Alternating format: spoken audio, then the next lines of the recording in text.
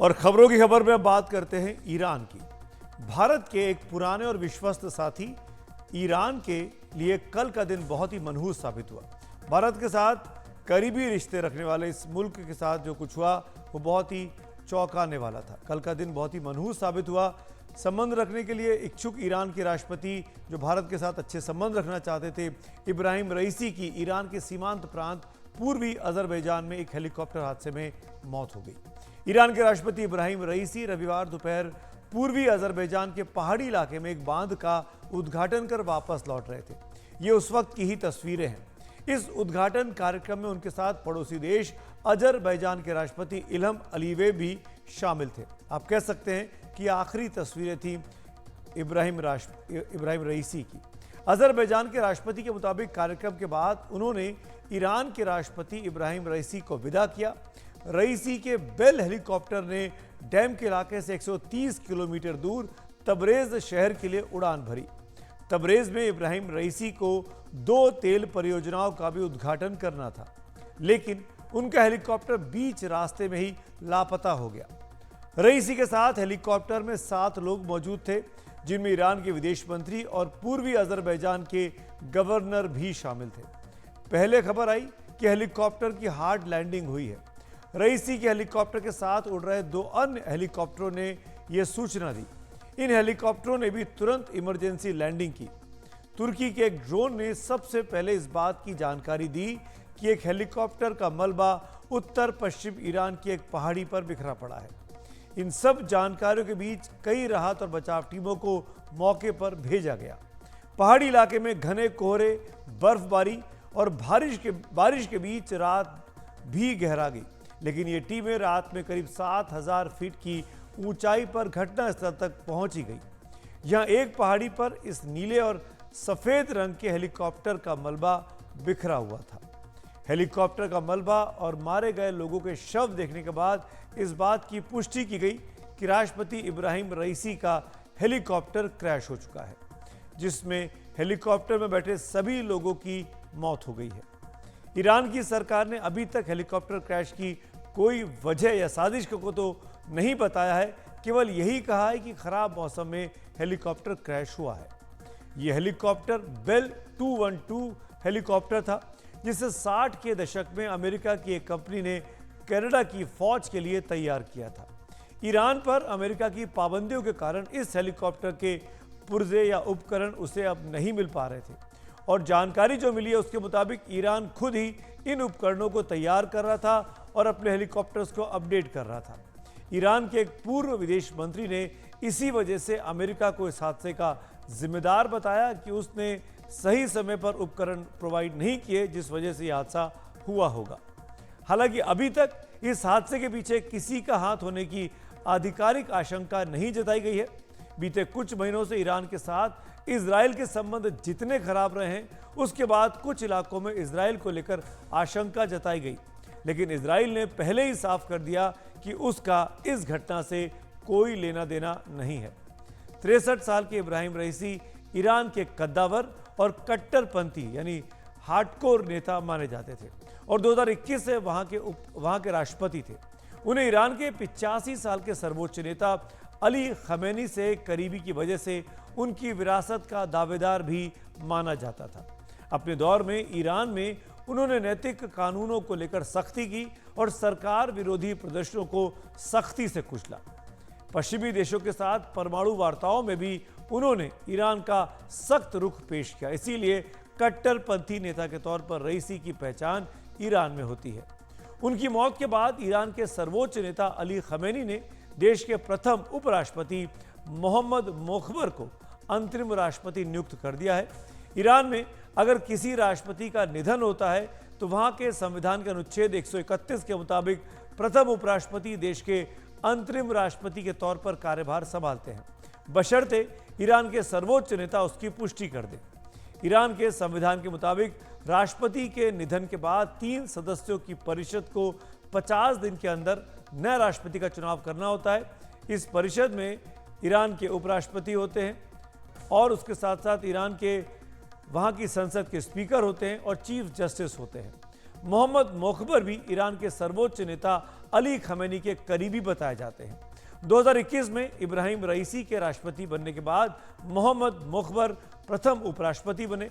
मुखबर बीते साल अक्टूबर में रूस के साथ हुई उस वार्ता में शामिल रहे जिसके बाद ईरान द्वारा रूस की सेना को जमीन से जमीन पर मार करने वाली मिसाइल देने का समझौता हुआ।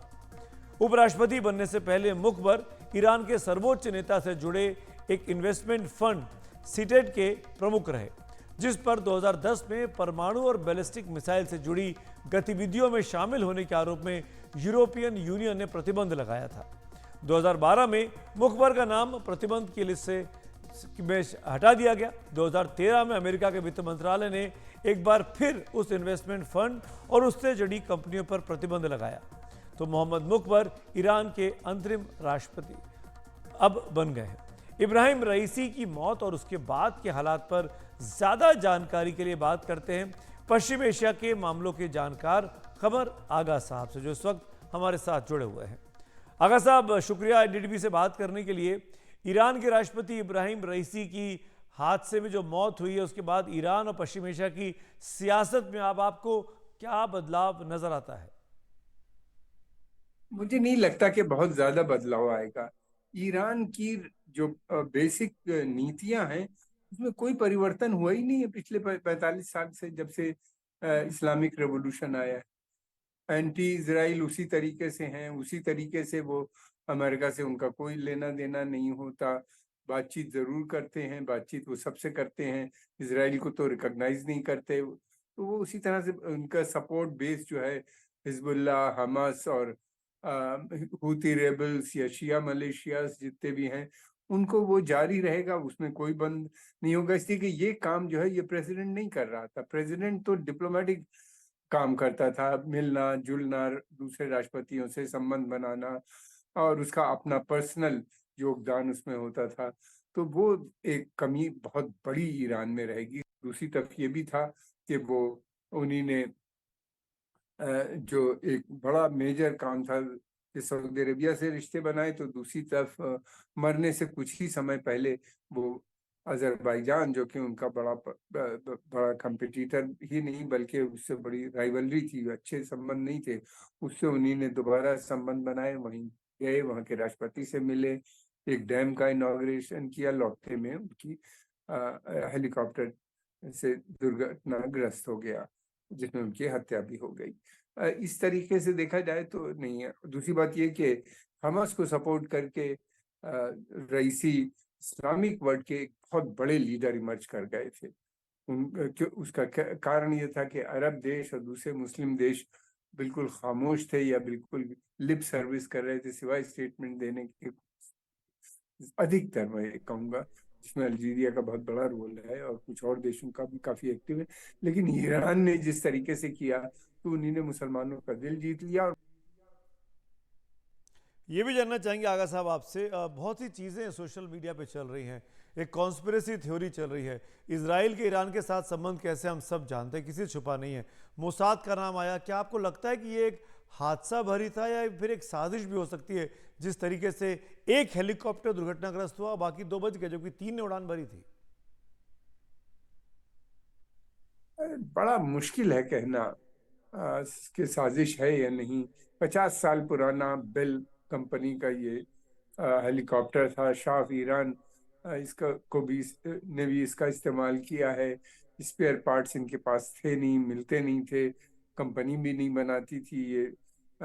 ईरान स्वयं इसके स्पेयर पार्ट्स बनाता था। वेदर बहुत ख़राब था, पहाड़ी एरिया था, और फिर उसके अलावा ये भी था कि फॉग बहुत था।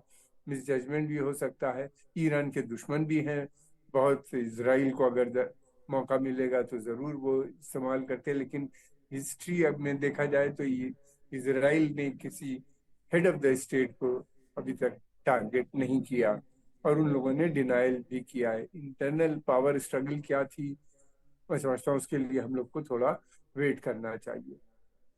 अगर साहब, भारत के ईरान के साथ अच्छे संबंध थे, रईसी के साथ भी भारत के राष्ट्र प्रमुखों के अच्छे संबंध रहे। भारत ने अपने इस देश में शोक की घोषणा भी कर दी है। अब जब निधन हो गया रईसी साहब का, तो आप क्या देखते हैं भारत और ईरान के संबंधों पर इसका क्या असर पड़ेगा? नहीं, काफी रईसी ने भारत के साथ मरने से पहले काफी अच्छे रिलेशन कर लिए उनके। चाबहार पोर्ट एक इरिटेंट बना था, उसमें 10 साल की भारत को लीज दे दी। भारत ने 120 मिलियन उसमें और प्लेज कर दिए हैं। और उम्मीद है कि ईरान जो है वो नॉर्थ साउथ फ्रेट कॉरिडोर जो इंटरनेशनल बन रहा है, यानी जो सेंट्रल एशिया और कॉकेशस की जो दूसरी कंट्रीज हैं उनको रेल और रोड से जोड़ देगा। चाबहार अगर ऐसा हो जाता है, जुड़ जाता है, तो फिर भारत का जो फ्रेट है, सामान है, वो बहुत आसानी से सेंट्रल एशिया और दूसरी जगह पे कॉकेशस रीजन में जा पाएगा, रशिया तक चला जाएगा।